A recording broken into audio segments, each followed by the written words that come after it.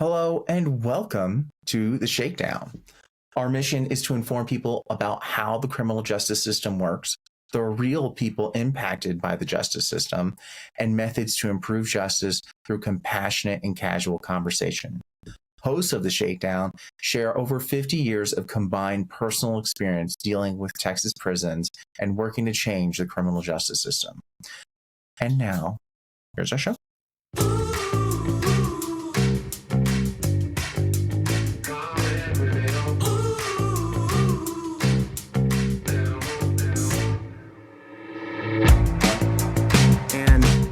I think on those points, like, the courts are not looking to look at the fine, really they don't look at the finer details of any individual. They're looking at, if you even look at how a prosecution or defense argues a case, they're looking at laws. They're looking at arguing specific laws. They might look at the circumstances in the case to see but they're looking at it, how is it specifically, does it apply to these laws? Is there a loophole that can get you out? A lot of times, even on TV shows, when they're arguing it, and this also, and I have to caveat this, it's 95% of trials, or 95% of people who are arrested do not go have a trial, do not have any sort of trial. They'll take a plea. So, and the reason they do that is because the prosecution will just go up and offer them, they'll say, hey, if you take a plea, then we'll give you, 10 years. But if you take this to trial, I'm pushing for 20 at the bottom. Yes. And so you can try and get your 10 or less, but I'm going to be pushing as hard as I can on 20. And judges really don't decide the sentence. The prosecution is probably one of the major deciders of the sentence. Yes. So since we're talking solutions, I will tell you the solution that I look at on these issues comes to, if we're changing how we're going to go about this, then the way it would look is, honestly, if at the end of this, so right now, we talked about how it looks now. Instead of sending people to prison, if we sent it someplace where the entire goal was to rehabilitate them, and to me, that would be the place where we go through and we look at them individually. We see where they are, we make a judgment call, and then we kind of figure out how much time they need in treatment. Mm-hmm. And there are going to be some people who need 30 days, some people who need 90 days. There may be people who need longer. And there are some people who, as of right now, we don't have treatments for. We don't. And that to me, that's like a giant failure on society. Now, are those hundreds of thousands of people like we have currently locked up? No. But that should be but is it like a handful, which is still too many? Yes. Yeah. So, but in general, we have treatments that we can offer for addiction, for any one of these things. We have, like we said, counselors, people who can train, who can work with these people, can see where they're at, and then also prepare them to get them to reintegrate back into society in a way that is helpful. Yes.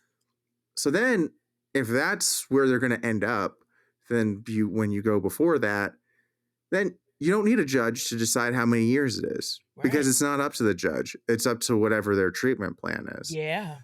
And then, so the judge just has to go, well, did this person do whatever the people are claiming they did? Period. Mm-hmm. That's all they're deciding. Yeah. Well, that's all. And then even more than that, it can also be a decision of, do the victims want it? And does it seem to fit this case? Yeah. And did this person do it? Once those things are decided, the judge can say yay or nay, and he can say bang his gavel or their gavel and go, and then if that Yeah. person needs it, they will go into treatment because it's not a punishment, and they're not Right. deciding the time. Yeah. So that case is done. And then also, you don't really need a prosecution, or I mean, you might need a defense just to Mhm. say if you need someone to state your case better. But it's not about studying laws. It's just about studying, like going over what the specifics were for the event. Yes. And Individualize. Yes. right. Mhm. Mhm. And it's like, and it's even not even necessarily the person, it's the specific event that happened Yes. and the people who were affected. Yes. Yes. And then so then you go, and then so before that, now now you kind of changed how the courts work.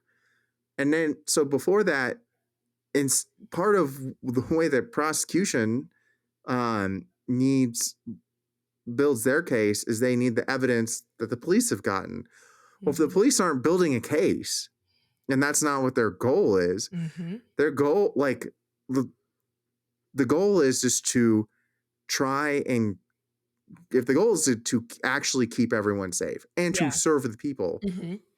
That's then what in it is. general, and these people who are coming out, like they're supposed to be, they're honestly supposed to be helping with this because Mhm. they're now coming out, supposed to be coming out better citizens at the end of this Yes. process. Yes.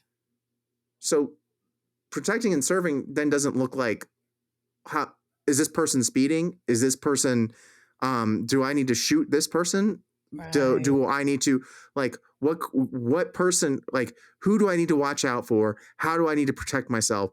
Those thoughts don't need to cross their minds. What needs to cross their minds are who needs what types of help, and Yes. what does each specific situation needs. Yes. For the most part, I agree. I it's totally it, agree.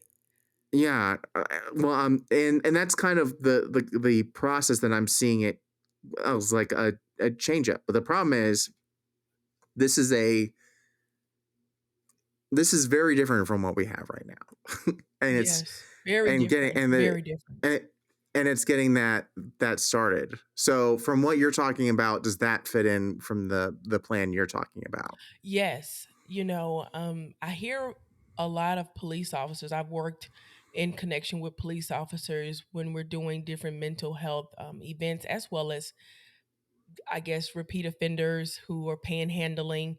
And I never forget this one instance. The police officer, they're trained to just take them to jail. And that's an initiative that they're starting here where I'm from, to get them the help that they need. And I talked with one of the officers, and the man was just standing in front of the store, soliciting spare change, but that's a crime. You can't do that. Right. So I was there, and I'm off duty, you would say. I'm at the Dollar Tree like I'm normally always doing, going in like it's a new store every day, the Dollar Tree. And I see the cops, and the situation could have went really left because I saw that he was being very hostile, but I saw symptomology of more to the case than what it was in terms of just soliciting. I started to see mental health, in terms of he was hallucinating. And I said, I don't know if that's drugs. So I decided to go over and intervene in the situation with the police officer. And him and I got into discussion after. I said, listen, he's always out here. You're trained to take him to jail. I said, but he may need a hospital. He may be having an after effect of a substance. I don't know. He said, and the police officer really agreed with me in the moment. And I was able to talk to the person and have a conversation and get some information. And due to what I observed, yes, he was having hallucinations due to a diagnosis, a mental health diagnosis. He was diagnosed with schizophrenia.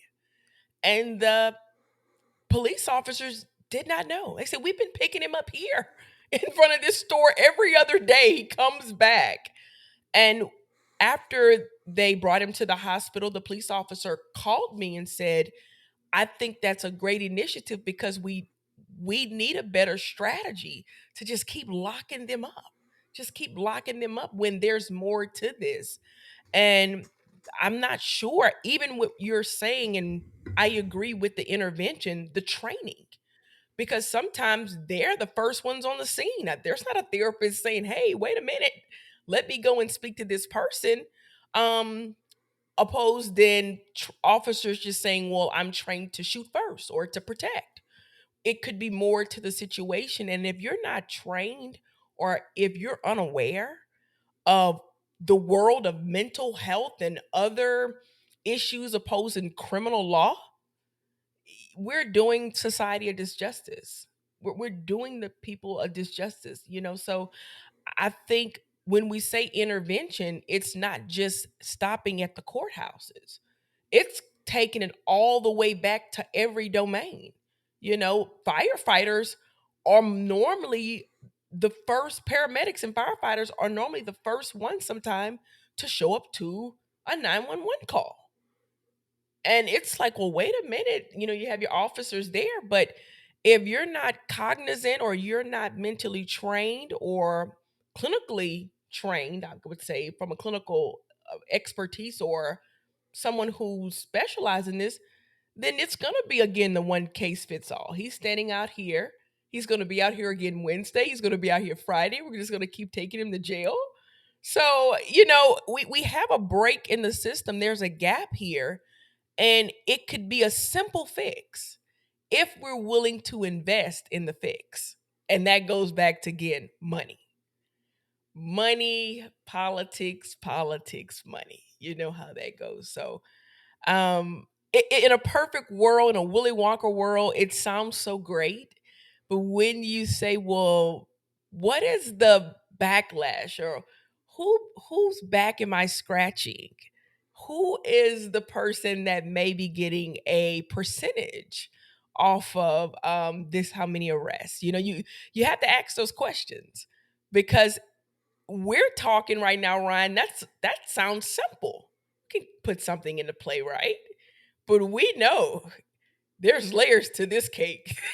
There's layers upon layers. And listen, if you is are not in the cahoose of the stuff that happens behind closed doors, then that may not be a great solution, you know. And I've seen that, how political it gets, and when money is a factor, and it's like, wait a minute, hold on, is it the cartel enforcing the cartel? I hate to say you know, the political aspect of things, you know, why is this not fixed yet? So yeah. There it's really hard because like, and that's the thing is when you get on big scales, like when it comes to like a whole looking at the whole government, it kind of gets crazy. Like you can go into little laws, like if an individual broke them, they Mhm. would be arrested and put away for a very long time. And but when it comes to a government doing it, it's like, well, that's business.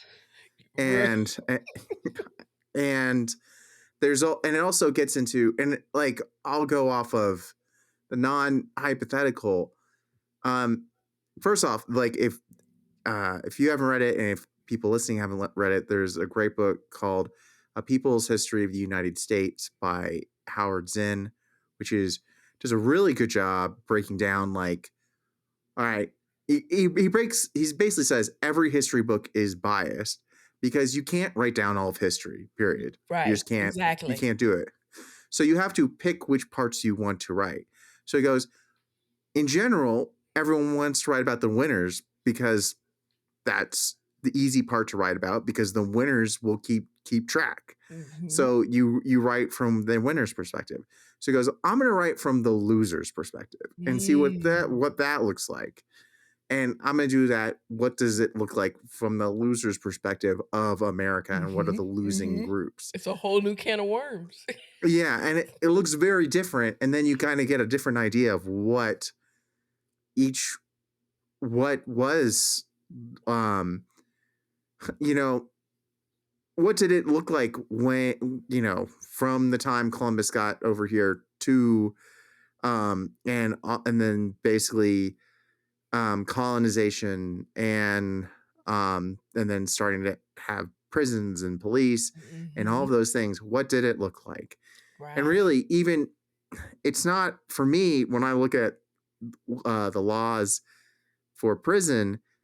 It's hard for me to differentiate them from the slave laws because even written into them, it says explicitly, like the 13th Amendment, which is supposed to abolish slavery, says slavery is abolished except in punishment for a crime, which is Except very, very intentional because then the southern states can keep their slaves. They just have to arrest them just keep as soon getting as them in they free them. crimes. Right. Yeah.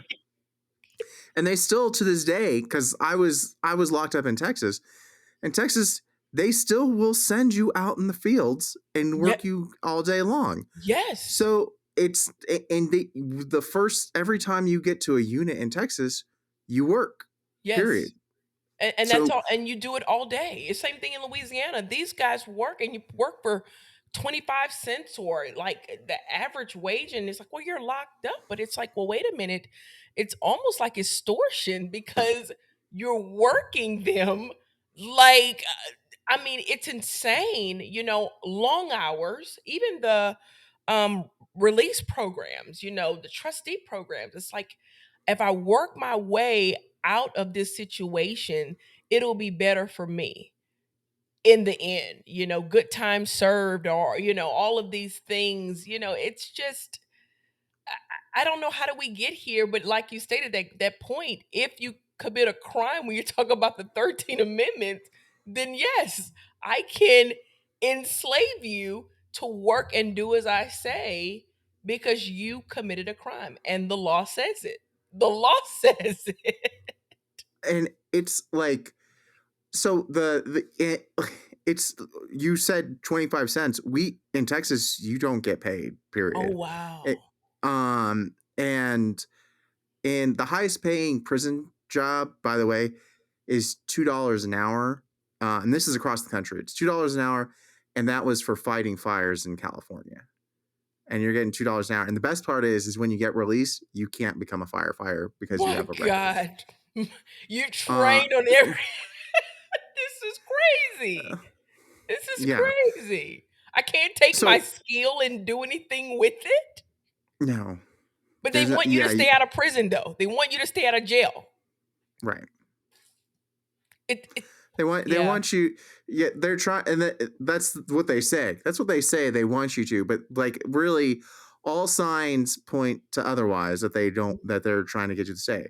But that's and this is kind of the general point of a lot of a lot of the a lot of people I've talked to when they're arguing for keeping prisons as they are and everything. They'll say, well, it's there needs to be a consequence, otherwise people won't change. Or working's good, it's healing, it's all that kind of stuff. You know, I I honestly I love working. I love finding something that I can do. It is it's nice, it's purposeful. I like helping people, period.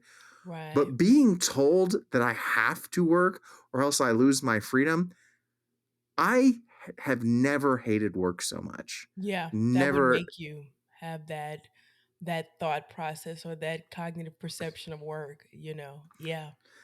And and then you like when it comes to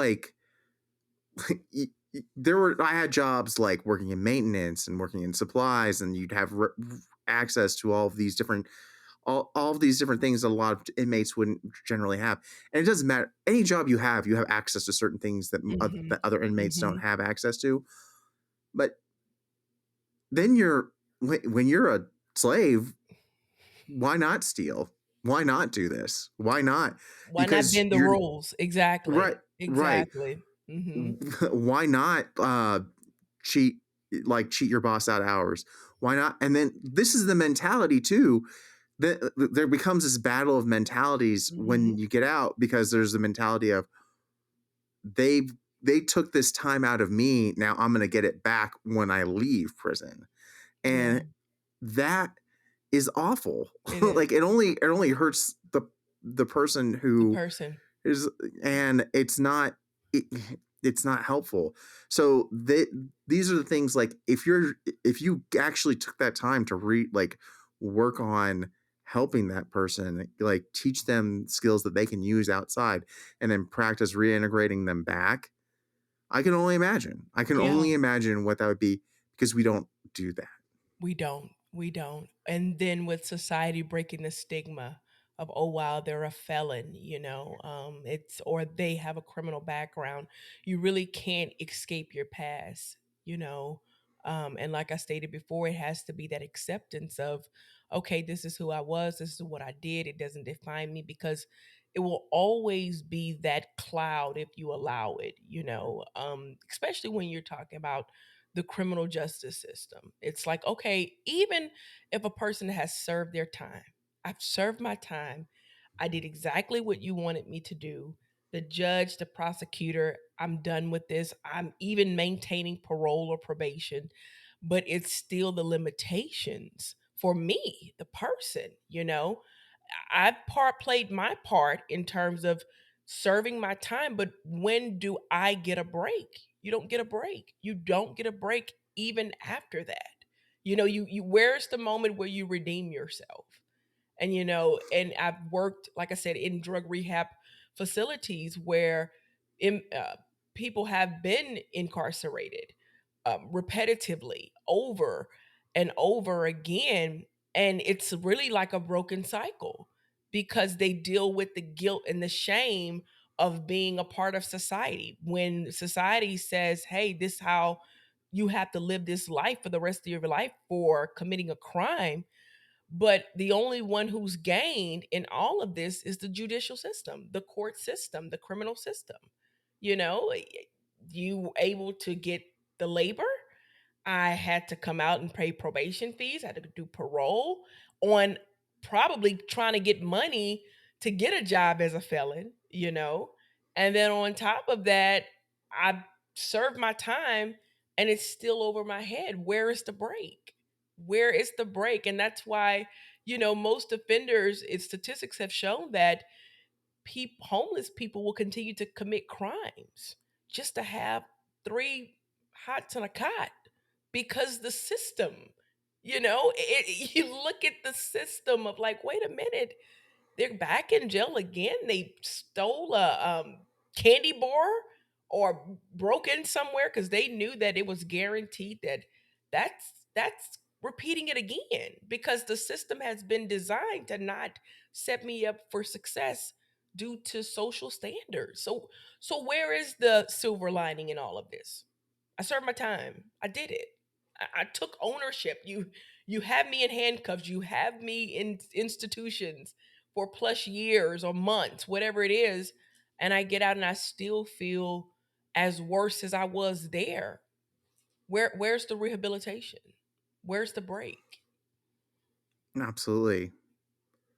Well, I think this has been a good talk about. There's been at least hopefully a good starting point for most Yes. people about solutions in the criminal justice system. Zelina, where can people find you for whatever they need? Yes. So I am on Instagram. I'm also on TikTok. Oh goodness. And it's the healing experience now. That's my tagline, I think. And I'm also on YouTube at the healing experience. Those that's where you'll find me every day, all day. Great. Thank you so much for coming on the show Thank you, Ryan. and and being a guest. And hopefully we can have you back on here and talk more. Yes, I would love this. I would love this. Thank you so much again, Ryan, for the opportunity. Thanks.